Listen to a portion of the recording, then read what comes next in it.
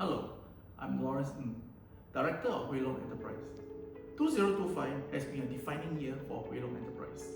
We started early as the transport sponsors for Singapore Maritime Week, where we made great collection with industry leaders. We also prioritize reducing our carbon impact by converting our fleet to electric, fully supporting the industrial decarbonization targets. Shifting to crew welfare, as a transport operator, we do our part in supporting by opening our first marine lounge in August this year, specially designed for crew rest during short layovers. It stands as a perfect alternative to hotel, where the crews can have a short rest and recharge themselves before they move on to their next journey.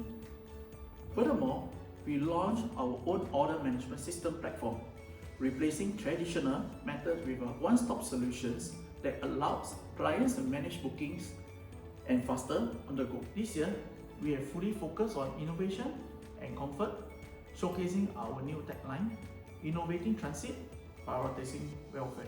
As we look ahead, we hope to work more towards this goal, taking HLE to better heights and proving we are much more than just a normal transport company.